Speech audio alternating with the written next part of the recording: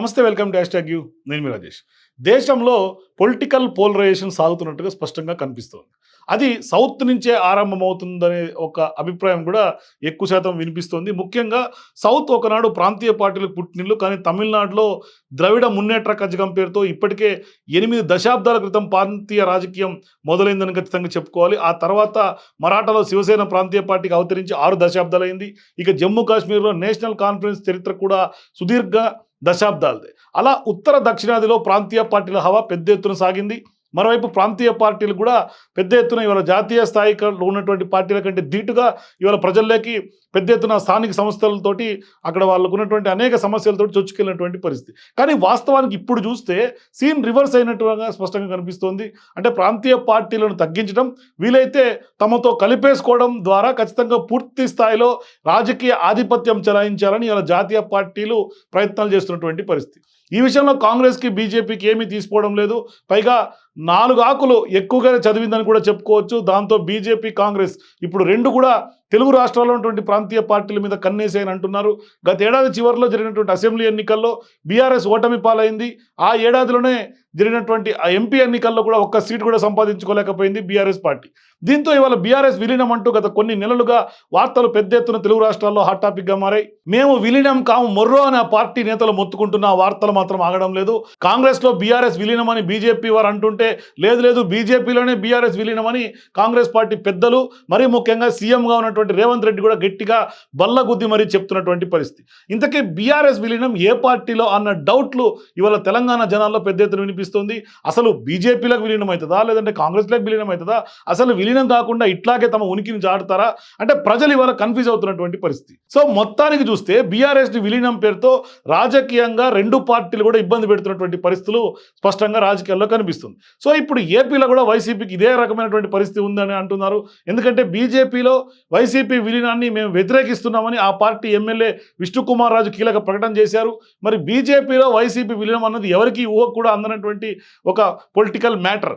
అట్లాంటిది BJP MLA చెప్పారు కాబట్టి దీని మీద అంతా ఇంత ఖచ్చితంగా కూడా గట్టి చర్చ జరుగుతున్నట్టుగా భావించాలి. మరోవైపు చూస్తే కాంగ్రెస్లో వైసీపీ విలీనం అవుతుందని పుకార్లు పెద్ద ఎత్తున సోషల్ మీడియాలో షికారులు చేస్తున్నటువంటి పరిస్థితి ఉంది. అంటే ఈ విషయంలో తెర వెనుక చర్చలు మాత్రం జరుగుతున్నాయని మాత్రం స్పష్టంగా ఈ ప్రచారం చూస్తే అర్థం చేసుకోవచ్చు. అంటే ఇవన్నీ ప్రచారంలో ఉన్నటువంటి మాటలైనా, లేదంటే కనుక వీటిలో నిజం ఎంత అనేది మాత్రం కొంత తెలియకపోయినా ఈ ప్రచారంలో మాత్రం వైసీపీతో పాటుగా ఏపీ ప్రజలు, మరోవైపు తెలంగాణ ప్రజలు, తెలంగాణలో ఉన్నటువంటి బీఆర్ఎస్ పార్టీ కొంత వివిధ రాజకీయ పార్టీలతో మాత్రం పావులుగా వాడుకొని పెద్ద ఎత్తున పొలిటికల్గా చర్చ సాగుతున్నటువంటి పరిస్థితి. అంటే నిజానికి ఓటములు గెలుపులు అనేవి రాజకీయ పార్టీలకు సర్వసాధారణంగా చెప్పాలి. కానీ ఒక ఎన్నికల్లో ఓటమి చెందితే మరో ఎన్నికల్లో గెలిచి తీరుతారు కూడా. కానీ ఆ విశ్వాసం కూడా అధినేతలకి స్పష్టంగా ఉంటుంది. ఆ కాన్ఫిడెన్స్ తోటే ముందుకు సాగుతారు.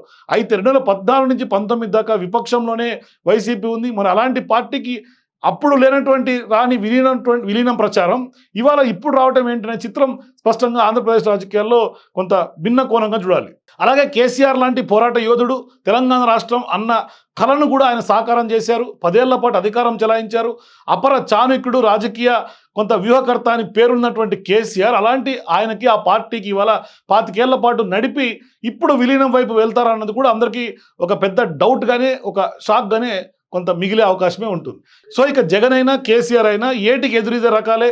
పట్టుదలకు మారుపేరుగా వీళ్ళిద్దరు పేర్లు చెప్పుకోవచ్చు. ఏమైనా కానీ తమ నిర్ణయాలు మార్చుకోకుండా ముందుకు సాగే ఒక మొండి తెగింపు ఉన్నటువంటి నేతలను కూడా ఖచ్చితంగా చెప్పాలి. మరి బీఆర్ఎస్లో కేటీఆర్, హరీష్ రావు కీలక నేతలుగా ఇవాళ వ్యవహరిస్తున్నారు. మరోవైపు వారిద్దరికి కూడా కేసీఆర్ బాసటగా ఉన్నారు. మరి వైసీపీలో జగన్ ఇంకా యువ నాయకుడుగానే ఉన్నారని చెప్పుకోవాలి. మరింత కాలం పాటు రాజకీయం చేసే నేర్పు, ఓర్పు కూడా ఆయనకు ఉన్నాయి. అయినా ఈ విలీనాల ప్రచారం మాత్రం ఆగడం లేదు. జాతీయ పార్టీలు బలోపేతం కావడం కోసం ప్రాంతీయ పార్టీలను మింగేస్తున్నాయన్న ఒక విశ్లేషణ కూడా ప్రధానంగా వినిపిస్తోంది. ఆ ప్రచారం కూడా జరుగుతోంది. మరి ఖచ్చితంగా ఇవి ప్రచారాలైనా లేకపోతే నిజమవుతాయా? ఎందుకంటే ఎన్నికల ముందు షర్మిల పెద్ద ఎత్తున కాంగ్రెస్ పార్టీలో విలీనం అవటం, ఆమెను ఏపీ రాష్ట్ర అధ్యక్షులుగా మారిపోవటం, మరోవైపు అంతకు ముందు కనుక ఉమ్మడి ఆంధ్రప్రదేశ్ తీసుకుంటే చిరంజీవి లాంటి ప్రజారాజ్యం పార్టీ అప్పట్లో కాంగ్రెస్ పార్టీలో విలీనం అయిపోవటం, ఆయనకి ఏకంగా కేంద్ర మంత్రి పదవి ఆఫర్ ఇవ్వటం, ఇట్లా విలీనం అనే ఒక అంశానికి దానికి ఏం పులి స్టాప్ లేదు. కానీ గతంలో జరిగినాయి, భవిష్యత్తులో కూడా జరిగే అవకాశాలు కూడా ఉన్నాయి. కానీ పొత్తులు విలీనం అనేది రాజకీయాల్లో ఇవాళ ఉండి రేపు లేకపోవడం కాదు. ఇదేమి కొత్త కాదు, కొత్త రాజకీయ ఎత్తు కూడా కాదు. కానీ ఇవాళ ప్రాంతీయ పార్టీల ఉనికి కొంత జాతీయ పార్టీల నేపథ్యంలో వాళ్ళ ఉనికి కోసం వీళ్ళ ఉనికిని ప్రశ్నార్థకంగా మారుతున్నటువంటి పరిస్థితి. సో చూద్దాం భవిష్యత్తులో ఏం జరగబోతుంది. For more videos please watch #.